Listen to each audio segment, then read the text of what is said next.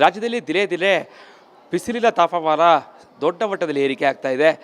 ಅದರಲ್ಲೂ ಕೂಡ ಮೈಸೂರು ಸಾಕಷ್ಟು ತಂಪಾದ ಸಿಟಿ ಅಂತಲೇ ಹೆಸರುಪಡೆದಿರುವಂತಹ ಮೈಸೂರಲ್ಲೂ ಕೂಡ ಪ್ರತಿನಿತ್ಯ ಕೂಡ 38ರಿಂದ 39 ಡಿಗ್ರಿಯಷ್ಟು ತಾಪಮಾನ ಹೆಚ್ಚಾಗ್ತಲೇ ಇದೆ.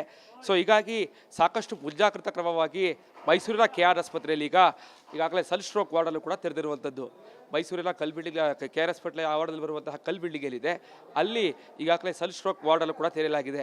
ಮುಂಜಾಗ್ರತಾ ಕ್ರಮವಾಗಿ ಅಂದರೆ ಯಾರಿಗಾದರೂ ಕೂಡ ಸಾಕಷ್ಟು ತಾಪಮಾನ ಹೆಚ್ಚಾಗಿ ಅವರಿಗೆ ಸ್ಟ್ರೋಕ್ ಆದ ಸಂದರ್ಭದಲ್ಲೂ ಕೂಡ ಇಲ್ಲಿ ಅವರಿಗೆ ತತ್ಕ್ಷಣದಲ್ಲಿ ಚಿಕಿತ್ಸೆ ಕೊಡಬೇಕು ಮತ್ತು ಯಾವುದೇ ರೀತಿಯ ತೊಂದರೆಗಳಾಗಬಾರ್ದು ಅಂತೇಳಿ ವಿಶೇಷವಾಗಿ ಒಂದು ವಾರ್ಡಲ್ಲೂ ಕೂಡ ರಚನೆ ಮಾಡಿರುವಂಥದ್ದು. ಮಹಿಳೆಯರಿಗೆ ಮತ್ತು ಪುರುಷರಿಗೆ ಪ್ರತ್ಯೇಕವಾದಂತಹ ಬೆಡ್ಗಳ ವ್ಯವಸ್ಥೆ ಮಾಡಲಾಗಿದೆ. ಜೊತೆಗೆ ಈಗಾಗಲೇ ಗಮನಿಸ್ತಾ ಇರ್ಬೋದು, ಪ್ರತಿನಿತ್ಯವೂ ಕೂಡ 38-39 ಡಿಗ್ರಿಯಷ್ಟು ತಾಪಮಾನ ಏರಿಕೆಯನ್ನು ಕಾಣ್ತಾ ಇರುವಂಥದ್ದು. ಜೊತೆಗೆ ಇಲ್ಲಿಗೆ ಪ್ರತ್ಯೇಕವಾದಂತಹ ಸಿಬ್ಬಂದಿಗಳನ್ನು ಕೂಡ ನಿಯೋಜನೆ ಮಾಡಿರುವಂಥದ್ದು. ಈಗಾಗಲೇ ಬೇರೆ ಜಿಲ್ಲೆಗಳಲ್ಲೂ ಕೂಡ ಈಗಾಗಲೇ ಉತ್ತರ ಕರ್ನಾಟಕದಲ್ಲೂ ದೊಡ್ಡ ಮಟ್ಟದ ಬಿಸಿಲಿನ ತಾಪಮಾನ ಹೆಚ್ಚಿಗೆ ಆಗ್ತಾ ಇದೆ. ಸೊ ಅದೇ ರೀತಿ ಮೈಸೂರಲ್ಲೂ ಕೂಡ ಈಗಾಗಲೇ ಮೈಸೂರು ಅಂತಂದರೆ ಎಲ್ಲ ಒಂದು ಕಡೆ ಕೂಲ್ ಸಿಟಿ ಅಂತ ಹೇಳ್ತಾ ಇದ್ರು. ಆದರೆ ಇವತ್ತಿಗೆ ಈ ಹಿಂದಿನ ವರ್ಷಗಳಿಗೆ ಹೋಲಿಸ್ಕೊಂಡ್ರೆ ಈ ಬಾರಿ ಅತಿ ಹೆಚ್ಚು ಅಂದರೆ 38-39 ಡಿಗ್ರಿಯಷ್ಟು ತಾಪಮಾನ ಏರಿಕೆ ಆಗಿರುವಂಥದ್ದು. ಮನೆಯಿಂದ ಈಚೆ ಬರುವ ಸಂದರ್ಭದಲ್ಲೂ ಕೂಡ ಜನರು ಸಾಕಷ್ಟು ಯೋಚನೆ ಮಾಡಿ ಬರುವಂತಹ ಸ್ಥಿತಿ ನಿರ್ಮಾಣ ಆಗಿದೆ. ಸೊ ಹೀಗಾಗಿ KR ಆಸ್ಪತ್ರೆಯಲ್ಲಿ ಈಗ ಒಂದು ವಿಶೇಷವಾದಂತಹ ವಾರ್ಡನ್ನು ತೆರೆಯಲಾಗಿದೆ. ಈ ಬಗ್ಗೆ ಮಾತನಾಡೋದಕ್ಕೆ ವೈದ್ಯಕೀಯ ಅಧೀಕ್ಷಕರಾಗಿ ಡಾಕ್ಟರ್ ಶೋಭಾ ಅವರು ಇದ್ದಾರೆ, ಮಾತಾಡಿಸ್ತಾ ಹೋಗ್ತೀನಿ. ಮೇಡಮ್, ಹೊಸ ಈ ಸನ್ಸ್ಟ್ರೋಕ್ ವಾರ್ಡ್ ತೆಗೆದಿದ್ದೀರಾ, ಎಷ್ಟು ಬೆಡ್ಗಳಿದೆ, ಏನೆಲ್ಲ ಕ್ರಮ ತೆಗೆದುಕೊಳ್ತಾ ಇದ್ದೀರಾ? ಇಲ್ಲಿ ಆಲ್ಮೋಸ್ಟ್ 20 ಬೆಡ್ಸ್ ಇದೆ. 10 ಮೇಲ್ ಫೀಮೇಲ್ ಹಾಕಿದ್ದೀವಿ.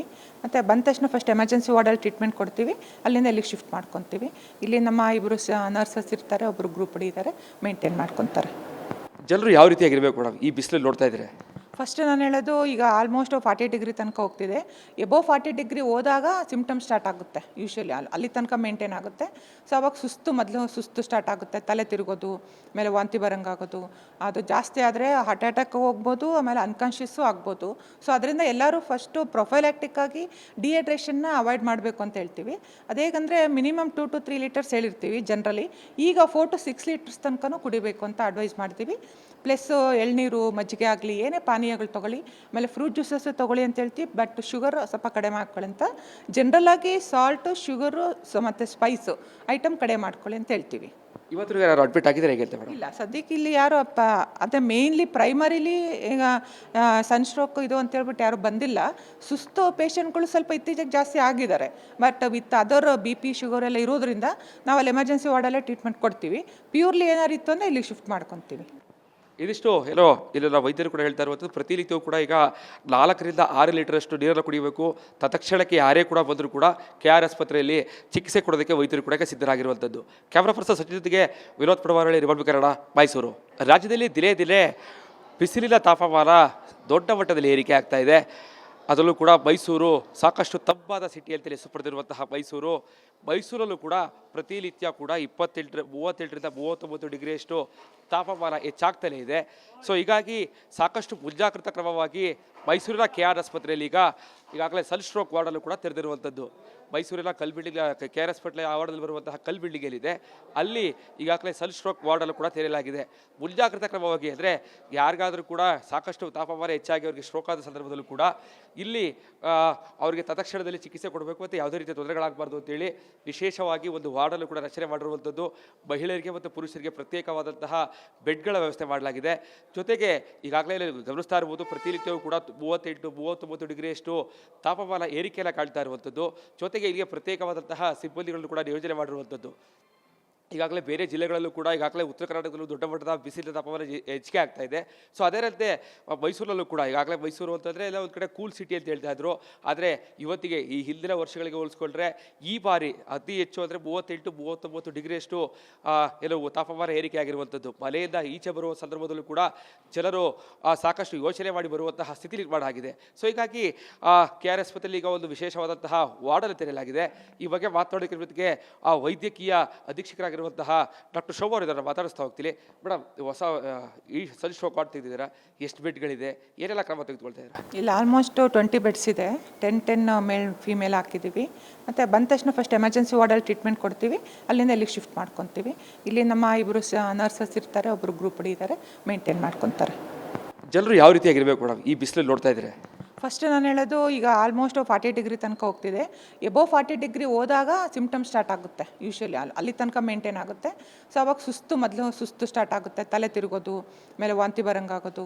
ಅದು ಜಾಸ್ತಿ ಆದರೆ ಹಾರ್ಟ್ ಅಟ್ಯಾಕ್ ಹೋಗ್ಬೋದು, ಆಮೇಲೆ ಅನ್ಕಾನ್ಷಿಯಸ್ಸು ಆಗ್ಬೋದು. ಸೊ ಅದರಿಂದ ಎಲ್ಲರೂ ಫಸ್ಟು ಪ್ರೊಫೈಲ್ಯಾಕ್ಟಿಕ್ ಆಗಿ ಡಿಹೈಡ್ರೇಷನ್ನ ಅವಾಯ್ಡ್ ಮಾಡಬೇಕು ಅಂತ ಹೇಳ್ತೀವಿ. ಅದೇಗಂದರೆ ಮಿನಿಮಮ್ 2 to 3 ಲೀಟರ್ಸ್ ಹೇಳಿರ್ತೀವಿ ಜನರಲಿ. ಈಗ 4 to 6 ಲೀಟರ್ಸ್ ತನಕನೂ ಕುಡಿಬೇಕು ಅಂತ ಅಡ್ವೈಸ್ ಮಾಡ್ತೀವಿ. ಪ್ಲಸ್ ಎಳ್ನೀರು, ಮಜ್ಜಿಗೆ ಆಗಲಿ, ಏನೇ ಪಾನೀಯಗಳು ತೊಗೊಳ್ಳಿ, ಆಮೇಲೆ ಫ್ರೂಟ್ ಜ್ಯೂಸಸ್ ತೊಗೊಳ್ಳಿ ಅಂತ ಹೇಳ್ತೀವಿ. ಬಟ್ ಶುಗರ್ ಸ್ವಲ್ಪ ಕಡಿಮೆ ಮಾಡ್ಕೊಳ್ಳಿ ಅಂತ. ಜನರಲಾಗಿ ಸಾಲ್ಟು, ಶುಗರು ಮತ್ತು ಸ್ಪೈಸು ಐಟಮ್ ಕಡಿಮೆ ಮಾಡ್ಕೊಳ್ಳಿ ಅಂತ ಹೇಳ್ತೀವಿ. ಇವತ್ತು ಯಾರು ಅಡ್ಮಿಟ್ ಆಗಿದ್ದಾರೆ ಹೇಗೆ ಮೇಡಮ್? ಇಲ್ಲ, ಸದ್ಯಕ್ಕೆ ಇಲ್ಲಿ ಯಾರು ಅದೇ ಮೇಯ್ನ್ಲಿ ಪ್ರೈಮರಿಲಿ ಈಗ ಸನ್ಸ್ಟ್ರೋಕ್ ಇದು ಅಂತೇಳ್ಬಿಟ್ಟು ಯಾರು ಬಂದಿಲ್ಲ. ಸುಸ್ತು ಪೇಷಂಟ್ಗಳು ಸ್ವಲ್ಪ ಇತ್ತೀಚೆಗೆ ಜಾಸ್ತಿ ಆಗಿದ್ದಾರೆ. But with other BP, sugar ಎಲ್ಲ ಇರೋದ್ರಿಂದ ನಾವು ಅಲ್ಲಿ ಎಮರ್ಜೆನ್ಸಿ ವಾರ್ಡಲ್ಲೇ ಟ್ರೀಟ್ಮೆಂಟ್ ಕೊಡ್ತೀವಿ. ಪ್ಯೂರ್ಲಿ ಏನಾರು ಇತ್ತು ಅಂದರೆ ಇಲ್ಲಿಗೆ ಶಿಫ್ಟ್ ಮಾಡ್ಕೊತೀವಿ. ಇದಿಷ್ಟು ಇಲ್ಲೆಲ್ಲ ವೈದ್ಯರು ಕೂಡ ಹೇಳ್ತಾ ಇರುವಂಥದ್ದು. ಪ್ರತಿನಿತ್ಯವೂ ಕೂಡ ಈಗ 4 ರಿಂದ 6 ಲೀಟರಷ್ಟು ನೀರನ್ನು ಕುಡಿಯಬೇಕು. ತತ್ಕ್ಷಣಕ್ಕೆ ಯಾರೇ ಕೂಡ ಬಂದರೂ ಕೂಡ KR ಆಸ್ಪತ್ರೆಯಲ್ಲಿ ಚಿಕಿತ್ಸೆ ಕೊಡೋದಕ್ಕೆ ವೈದ್ಯರು ಕೂಡ ಸಿದ್ಧರಾಗಿರುವಂಥದ್ದು. ಕ್ಯಾಮ್ರಾ ಪರ್ಸನ್ ಸಚಿನ್ ಜೊತೆಗೆ ವಿನೋದ್ ಪಡವಾರಳ್ಳಿ, ರಿಪಬ್ಲಿಕ್ ಕನ್ನಡ, ಮೈಸೂರು. ರಾಜ್ಯದಲ್ಲಿ ದಿನೇ ಬಿಸಿಲಿನ ತಾಪಮಾನ ದೊಡ್ಡ ಮಟ್ಟದಲ್ಲಿ ಏರಿಕೆ ಆಗ್ತಾ ಇದೆ. ಅದರಲ್ಲೂ ಕೂಡ ಮೈಸೂರು ಸಾಕಷ್ಟು ತಂಪಾದ ಸಿಟಿ ಅಂತಲೇ ಹೆಸರುಪಡೆದಿರುವಂತಹ ಮೈಸೂರಲ್ಲೂ ಕೂಡ ಪ್ರತಿನಿತ್ಯ ಕೂಡ 38ರಿಂದ 39 ಡಿಗ್ರಿಯಷ್ಟು ತಾಪಮಾನ ಹೆಚ್ಚಾಗ್ತಲೇ ಇದೆ. ಸೊ ಹೀಗಾಗಿ ಸಾಕಷ್ಟು ಮುಂಜಾಗ್ರತಾ ಕ್ರಮವಾಗಿ ಮೈಸೂರಿನ KR ಆಸ್ಪತ್ರೆಯಲ್ಲಿ ಈಗಾಗಲೇ ಸನ್ಸ್ಟ್ರೋಕ್ ವಾರ್ಡಲ್ಲೂ ಕೂಡ ತೆರೆದಿರುವಂಥದ್ದು. ಮೈಸೂರಿನ KR ಆಸ್ಪತ್ರೆ ಆವರಣದಲ್ಲಿ ಬರುವಂತಹ ಬಿಲ್ಡಿಂಗ್ ಏನಿದೆ ಅಲ್ಲಿ ಈಗಾಗಲೇ ಸನ್ಸ್ಟ್ರೋಕ್ ವಾರ್ಡಲ್ಲೂ ಕೂಡ ತೆರೆಯಲಾಗಿದೆ. ಮುಂಜಾಗ್ರತಾ ಕ್ರಮವಾಗಿ ಅಂದರೆ ಯಾರಿಗಾದರೂ ಕೂಡ ಸಾಕಷ್ಟು ತಾಪಮಾನ ಹೆಚ್ಚಾಗಿ ಅವರಿಗೆ ಸ್ಟ್ರೋಕ್ ಆದ ಸಂದರ್ಭದಲ್ಲೂ ಕೂಡ ಇಲ್ಲಿ ಅವರಿಗೆ ತತ್ಕ್ಷಣದಲ್ಲಿ ಚಿಕಿತ್ಸೆ ಕೊಡಬೇಕು ಮತ್ತು ಯಾವುದೇ ರೀತಿಯ ತೊಂದರೆಗಳಾಗಬಾರ್ದು ಅಂತೇಳಿ ವಿಶೇಷವಾಗಿ ಒಂದು ವಾರ್ಡಲ್ಲೂ ಕೂಡ ರಚನೆ ಮಾಡಿರುವಂಥದ್ದು. ಮಹಿಳೆಯರಿಗೆ ಮತ್ತು ಪುರುಷರಿಗೆ ಪ್ರತ್ಯೇಕವಾದಂತಹ ಬೆಡ್ಗಳ ವ್ಯವಸ್ಥೆ ಮಾಡಲಾಗಿದೆ. ಜೊತೆಗೆ ಈಗಾಗಲೇ ಗಮನಿಸ್ತಾ ಇರ್ಬೋದು, ಪ್ರತಿನಿತ್ಯವೂ ಕೂಡ 38-39 ಡಿಗ್ರಿಯಷ್ಟು ತಾಪಮಾನ ಏರಿಕೆಯನ್ನು ಕಾಣ್ತಾ ಇರುವಂಥದ್ದು. ಜೊತೆಗೆ ಇಲ್ಲಿಗೆ ಪ್ರತ್ಯೇಕವಾದಂತಹ ಸಿಬ್ಬಂದಿಗಳನ್ನು ಕೂಡ ನಿಯೋಜನೆ ಮಾಡಿರುವಂಥದ್ದು. ಈಗಾಗಲೇ ಬೇರೆ ಜಿಲ್ಲೆಗಳಲ್ಲೂ ಕೂಡ ಈಗಾಗಲೇ ಉತ್ತರ ಕರ್ನಾಟಕದಲ್ಲೂ ದೊಡ್ಡ ಮಟ್ಟದ ಬಿಸಿಲಿನ ತಾಪಮಾನ ಹೆಚ್ಚಿಗೆ ಆಗ್ತಾ ಇದೆ. ಸೊ ಅದೇ ರೀತಿ ಮೈಸೂರಲ್ಲೂ ಕೂಡ ಈಗಾಗಲೇ ಮೈಸೂರು ಅಂತಂದರೆ ಎಲ್ಲ ಒಂದು ಕಡೆ ಕೂಲ್ ಸಿಟಿ ಅಂತ ಹೇಳ್ತಾ ಇದ್ರು. ಆದರೆ ಇವತ್ತಿಗೆ ಈ ಹಿಂದಿನ ವರ್ಷಗಳಿಗೆ ಹೋಲಿಸ್ಕೊಂಡ್ರೆ ಈ ಬಾರಿ ಅತಿ ಹೆಚ್ಚು ಅಂದರೆ 38-39 ಡಿಗ್ರಿಯಷ್ಟು ತಾಪಮಾನ ಏರಿಕೆ ಆಗಿರುವಂಥದ್ದು. ಮಳೆಯಿಂದ ಈಚೆ ಬರುವ ಸಂದರ್ಭದಲ್ಲೂ ಕೂಡ ಜನರು ಸಾಕಷ್ಟು ಯೋಚನೆ ಮಾಡಿ ಬರುವಂತಹ ಸ್ಥಿತಿ ನಿರ್ಮಾಣ ಆಗಿದೆ. ಸೊ ಹೀಗಾಗಿ KR ಆಸ್ಪತ್ರೆಯಲ್ಲಿ ಈಗ ಒಂದು ವಿಶೇಷವಾದಂತಹ ವಾರ್ಡನ್ನು ತೆರೆಯಲಾಗಿದೆ. ಈ ಬಗ್ಗೆ ಮಾತನಾಡೋದಕ್ಕೆ ಜೊತೆಗೆ ವೈದ್ಯಕೀಯ ಅಧೀಕ್ಷಕರಾಗಿರುವ ಡಾಕ್ಟರ್ ಶೋಭಾ ಅವರು ಇದನ್ನು ಮಾತಾಡಿಸ್ತಾ ಹೋಗ್ತೀನಿ. ಮೇಡಮ್, ಹೊಸ ಈ ಸನ್ಸ್ಟ್ರೋಕ್ ವಾರ್ಡ್ ತೆಗೆದಿದ್ದೀರಾ, ಎಷ್ಟು ಬೆಡ್ಗಳಿದೆ, ಏನೆಲ್ಲ ಕ್ರಮ ತೆಗೆದುಕೊಳ್ತಾ ಇದ್ದೀರಾ? ಇಲ್ಲಿ ಆಲ್ಮೋಸ್ಟ್ 20 ಬೆಡ್ಸ್ ಇದೆ. 10 ಮೇಲ್ ಫೀಮೇಲ್ ಹಾಕಿದ್ದೀವಿ. ಮತ್ತು ಬಂದ ತಕ್ಷಣ ಫಸ್ಟ್ ಎಮರ್ಜೆನ್ಸಿ ವಾರ್ಡಲ್ಲಿ ಟ್ರೀಟ್ಮೆಂಟ್ ಕೊಡ್ತೀವಿ. ಅಲ್ಲಿಂದ ಇಲ್ಲಿಗೆ ಶಿಫ್ಟ್ ಮಾಡ್ಕೊತೀವಿ. ಇಲ್ಲಿ ನಮ್ಮ ಇಬ್ಬರು ನರ್ಸಸ್ ಇರ್ತಾರೆ, ಒಬ್ಬರು ಗ್ರೂಪ್ ಇದ್ದಾರೆ, ಮೇಂಟೈನ್ ಮಾಡ್ಕೊತಾರೆ. ಜನರು ಯಾವ ರೀತಿಯಾಗಿರಬೇಕು ಮೇಡಮ್ ಈ ಬಿಸಿಲಲ್ಲಿ ನೋಡ್ತಾ ಇದ್ದಾರೆ? ಫಸ್ಟ್ ನಾನು ಹೇಳೋದು ಈಗ ಆಲ್ಮೋಸ್ಟ್ 40 ಡಿಗ್ರಿ ತನಕ ಹೋಗ್ತಿದೆ. ಎಬೋ 40 ಡಿಗ್ರಿ ಹೋದಾಗ ಸಿಮ್ಟಮ್ ಸ್ಟಾರ್ಟ್ ಆಗುತ್ತೆ ಯೂಶ್ವಲಿ ಅಲ್ಲಿ ತನಕ ಮೇಂಟೈನ್ ಆಗುತ್ತೆ. ಸೊ ಅವಾಗ ಸುಸ್ತು ಸ್ಟಾರ್ಟ್ ಆಗುತ್ತೆ, ತಲೆ ತಿರುಗೋದು, ಆಮೇಲೆ ವಾಂತಿ ಬರೋಂಗಾಗೋದು. ಅದು ಜಾಸ್ತಿ ಆದರೆ ಹಾರ್ಟ್ ಅಟ್ಯಾಕ್ ಹೋಗ್ಬೋದು, ಆಮೇಲೆ ಅನ್ಕಾನ್ಷಿಯಸ್ಸು ಆಗ್ಬೋದು. ಸೊ ಅದರಿಂದ ಎಲ್ಲರೂ ಫಸ್ಟು ಪ್ರೊಫೈಲ್ಯಾಕ್ಟಿಕ್ ಆಗಿ ಡಿಹೈಡ್ರೇಷನ್ನ ಅವಾಯ್ಡ್ ಮಾಡಬೇಕು ಅಂತ ಹೇಳ್ತೀವಿ. ಅದೇಗಂದರೆ ಮಿನಿಮಮ್ 2 to 3 ಲೀಟರ್ಸ್ ಹೇಳಿರ್ತೀವಿ ಜನರಲಿ. ಈಗ 4 to 6 ಲೀಟರ್ಸ್ ತನಕನೂ ಕುಡಿಬೇಕು ಅಂತ ಅಡ್ವೈಸ್ ಮಾಡ್ತೀವಿ. ಪ್ಲಸ್ ಎಳ್ನೀರು, ಮಜ್ಜಿಗೆ ಆಗಲಿ, ಏನೇ ಪಾನೀಯಗಳು ತೊಗೊಳ್ಳಿ, ಆಮೇಲೆ ಫ್ರೂಟ್ ಜ್ಯೂಸಸ್ ತೊಗೊಳ್ಳಿ ಅಂತ ಹೇಳ್ತೀವಿ. ಬಟ್ ಶುಗರ್ ಸ್ವಲ್ಪ ಕಡಿಮೆ ಮಾಡ್ಕೊಳ್ಳಿ ಅಂತ. ಜನರಲಾಗಿ ಸಾಲ್ಟು, ಶುಗರು ಮತ್ತು ಸ್ಪೈಸು ಐಟಮ್ ಕಡಿಮೆ ಮಾಡ್ಕೊಳ್ಳಿ ಅಂತ ಹೇಳ್ತೀವಿ. ಇವತ್ತು ಯಾರು ಅಡ್ಮಿಟ್ ಆಗಿದ್ದಾರೆ ಹೇಗೆ ಮೇಡಮ್? ಇಲ್ಲ, ಸದ್ಯಕ್ಕೆ ಇಲ್ಲಿ ಯಾರು ಅದೇ ಮೇಯ್ನ್ಲಿ ಪ್ರೈಮರಿಲಿ ಈಗ ಸನ್ಸ್ಟ್ರೋಕ್ ಇದು ಅಂತೇಳ್ಬಿಟ್ಟು ಯಾರು ಬಂದಿಲ್ಲ. ಸುಸ್ತು ಪೇಷಂಟ್ಗಳು ಸ್ವಲ್ಪ ಇತ್ತೀಚೆಗೆ ಜಾಸ್ತಿ ಆಗಿದ್ದಾರೆ. But with other BP, sugar ಎಲ್ಲ ಇರೋದ್ರಿಂದ ನಾವು ಅಲ್ಲಿ ಎಮರ್ಜೆನ್ಸಿ ವಾರ್ಡಲ್ಲೇ ಟ್ರೀಟ್ಮೆಂಟ್ ಕೊಡ್ತೀವಿ. ಪ್ಯೂರ್ಲಿ ಏನಾರು ಇತ್ತು ಅಂದರೆ ಇಲ್ಲಿಗೆ ಶಿಫ್ಟ್ ಮಾಡ್ಕೊತೀವಿ. ಇದಿಷ್ಟು ಇಲ್ಲೆಲ್ಲ ವೈದ್ಯರು ಕೂಡ ಹೇಳ್ತಾ ಇರುವಂಥದ್ದು. ಪ್ರತಿನಿತ್ಯವೂ ಕೂಡ ಈಗ 4 ರಿಂದ 6 ಲೀಟರಷ್ಟು ನೀರನ್ನು ಕುಡಿಯಬೇಕು.